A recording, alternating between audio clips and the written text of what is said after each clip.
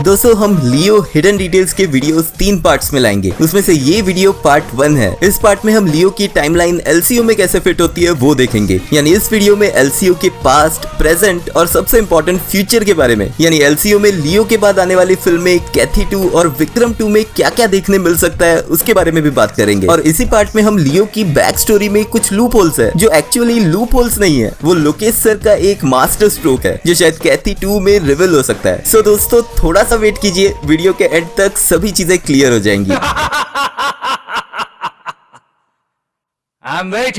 सबसे पहले बात करते हैं लियो में जो टाइमलाइन रेफरेंसेस मिले हैं उसके बारे में। इसमें आपने ऑफ कोर्स कैथी के नेपोलियन को पहचाना होगा। उसकी एंट्री पेज जब वो लियो को अपना अपॉइंटमेंट लेटर दिखाता है उस पे हम 2022 नोटिस कर सकते हैं, यानी लियो की प्रेजेंट स्टोरी 2022 में टेक प्लेस करती है। आगे बढ़ने से पहले लोकेश सर को क्यों किंग ऑफ डिटेल्स कहा जाता है ये एक ऑसम सी डिटेल बता के प्रूव करता हूँ। कैथी की टाइमलाइन अगर आपको याद हो तो वो थी 2019 की, और विक्रम में तो इसका डेट भी दिखाया है जो 9 मार्च 2019 था। कैथी में नेपोलियन ने फोन पे बिजॉय को बोला था कि अगले महीने में मैं 55 का हो जाऊंगा। मैं अगले महीने पूरे 55 का हो जाऊंगा सर। ठीक है। यानी वो 2019 में 55 साल का था। उसके बाद लियो में 2022 में यानी 3 साल बाद वो 55 प्लस 3 58 का हुआ होगा। और अगर आपको पता है पुलिस में रिटायरमेंट एज है 58, यानी अब जल्दी ही वो रिटायर हो जाएगा। और अब लोकेश सर की डिटेलिंग देखिए। इसी रेफरेंस में हमें लियो में नेपोलियन का डायलॉग भी सुनने मिलता है कि मेरे रिटायरमेंट को और 60 दिन बाकी है। सोचिए इतनी सी छोटी सी डिटेल भी कितने ध्यान से फिल्म में इंक्लूड की है। फिर इसके बाद लियो का फ्लैशबैक देखें तो यहाँ लियो का फ्रेंड हृदय राज डिसूजा जो शिमला जेल में था वो बैक स्टोरी बताना स्टार्ट करता है, तभी बोलता है वो साल था 1999। और हेरोल्ड दास लियो की पुरानी फोटो निकालता है, वहाँ भी लियो का मरण दिन लिखा रहता है, उस पे 7/1999 लिखा है। यानी लियो के फ्लैशबैक में जिस दिन लियो को गोली लगती है वो जुलाई 1999 था। तो भाई लोग ये कंफर्म हो गया कि लियो का फ्लैशबैक 1999 और प्रेजेंट टाइमलाइन 2022 का है। इसके बाद आते हैं कैथी और विक्रम की टाइमलाइन रेफरेंस पे। फिल्म विक्रम में हमें कैथी और विक्रम के टाइमलाइन रेफरेंसेस मिलते हैं। अगर प्रभंजन के मर्डर को छोड़े तो विक्रम फिल्म की टाइमलाइन सिर्फ 16 डेज की है। डेट 9 मार्च 2019 ये कैथी वाली रात थी और उसी रात प्रभंजन का मर्डर होता है। फिर 3 महीने बाद 7 जून 2019 को करण यानी विक्रम अपनी मौत का नाटक रचता है। फिर ठीक 7 दिन बाद 14 जून को स्टीफन राज को मास्क गैंग मार देती है। फिर दूसरे ही दिन यानी 15 जून को अमर केस पे काम स्टार्ट करता है और यहाँ आप उसके सेटअप में कंप्यूटर पे डेट देख सकते हो। फिर 23 जून को अमर चंदन का घर RDX से उड़ाता है। फिर उसका बदला चंदन उसी रात गायत्री को मार के लेता है। यहाँ आप गायत्री का मरण दिन देख सकते हैं जो 23 जून है। फिर उसी रात अमर जोश को मारता है और एंड में विक्रम चंदन को मार देता है। यानी कैथी और विक्रम इन दोनों फिल्म्स की टाइमलाइन 9 मार्च 2019 से 23 जून 2019 है। अब आते हैं वीडियो के सेकंड पार्ट पे जहां हम तीनों फिल्मों के इंसिडेंट्स को लाइन से बताएंगे। चलो स्टार्टिंग से स्टार्ट करते हैं। सबसे पहले 1981 में black squad pilot batch create होता है। फिर 1991 में उनके पूरे बैच को टर्मिनेट किया जाता है और तब से विक्रम और उसके 4 साथी होते हैं अंडरग्राउंड। फिर 1992 में रोलेक्स अपने साम्राज्य की नींव रखता है। अब ये मैंने कैसे निकाला? साम्राज्य बनाने में मुझे 27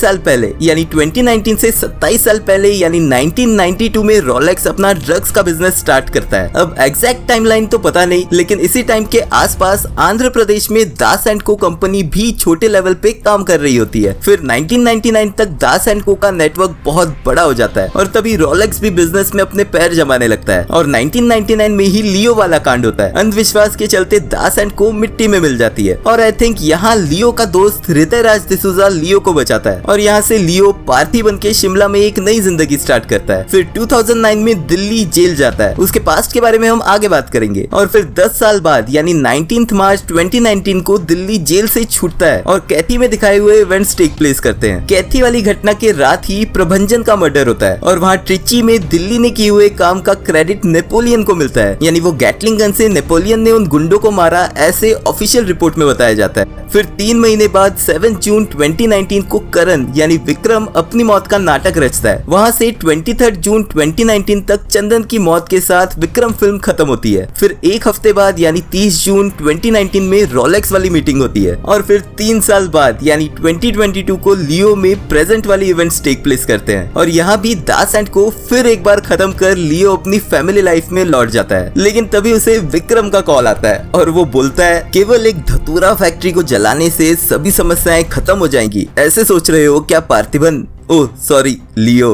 अब इससे बहुत सारे सवाल पैदा होते हैं कि क्या लियो और विक्रम एक दूसरे को जानते हैं। अब लियो के एक्सप्रेशन से तो ये लग रहा है कि यस वो विक्रम को पहचानता है, लेकिन असली सवाल ये है कि लियो विक्रम को कैसे जानता है। और इसी सवाल के साथ बहुत सी थ्योरीज और पॉसिबिलिटीज निकल आती है। उसमें से मुझे जो 2 थ्योरीज लॉजिकल लगती है उसके बारे में अब बात करेंगे। नंबर 1, विक्रम रोलेक्स के अलावा इंडिया में और कौन कौन बड़े प्लेयर्स है ड्रग्स के धंधे में उसकी इन्फॉर्मेशन निकाल रहा होगा। तब उसकी नजर तेलंगाना के दास एंड को पे पड़ी होगी और उसकी हिस्ट्री निकालते टाइम लियो और उसके कांड के बारे में पता चला होगा। लेकिन उसे ये भी पता चला होगा कि लियो 1999 वाले इंसिडेंट में बहुत ही मिस्टीरियस तरीके से गायब हुआ था और लियो दास एंड को के बारे में इन एंड आउट सब जानता था। इसीलिए दास एंड को जड़ से मिटाने के लिए लियो से अच्छा बंदा कोई नहीं हो सकता था। इसीलिए वो लियो को ढूंढना शुरू करता है और इवेंचुअली वो मिल भी जाता है और शायद फिल्म में वो इसी पॉइंट पे विक्रम को मिल जाता है जो हमें इस एस्कॉर्ट वाले सीन के थ्रू दिखाया है। विक्रम इस एस्कॉर्ट के थ्रू लियो को कांटेक्ट करके दास एंड को फिर से पूरी तरीके से मिटाने के लिए शायद मदद मांगता है और तभी लियो ने फैमिली का वास्ता देके विक्रम को मना किया होगा। लेकिन फिर अपनी फैमिली को बचाने के लिए लियो ने दास एंड को वापस जला दिया। तो मे बी अब लियो इंटरेस्टेड हो विक्रम को ज्वाइन करने के लिए, इसीलिए विक्रम लियो को वापस कांटेक्ट करता है। सेकंड थ्योरी ये है कि मे बी जब लियो 1999 वाले इंसिडेंट में बचता है तभी विक्रम ने ही उसे पार्थी वाली आइडेंटिटी क्रिएट करके शिमला में सेटल किया होगा और तब से ही विक्रम ने लियो को अंडर ऑब्जर्वेशन रखा होगा क्योंकि विक्रम को पता था कि फैमिली की वजह से लियो अब उसे मदद करने की हालत में नहीं होगा। लेकिन अब दास एंड को फिर से पूरी तरीके से खत्म करने के बाद विक्रम को लगा हो कि वो शायद अब इंटरेस्टेड हो उसकी मदद करने के लिए। लेकिन इस थ्योरी में ये चीज अनक्लियर है कि विक्रम और लियो का पहले कांटेक्ट कैसे हुआ होगा। वो किसी के थ्रू हुआ होगा तो किसके थ्रू हुआ ये अभी तो पता नहीं है। अब अगेन ये मेरी थ्योरीज है जो गलत भी हो सकती है। आपको इसमें से कौन सी थ्योरी सही लगती है या आपकी कोई अपनी थ्योरी है तो प्लीज हमें कमेंट्स में जरूर बताएं। चलिए अब बात करते हैं एलसीयू के फ्यूचर के बारे में। तो एज पर रिपोर्ट्स और विकिपीडिया पेज लियो के बाद एलसीयू की नेक्स्ट फिल्म कैथी 2 होने वाली है और ये कैथी की सीक्वल नहीं प्रीक्वल होगी। यानी इसका मेन फोकस होगा दिल्ली के पास्ट पे। यानी कैथी 2 में हमें दिल्ली 10 साल जेल में जाने से पहले क्या करता था वो पता चलेगा।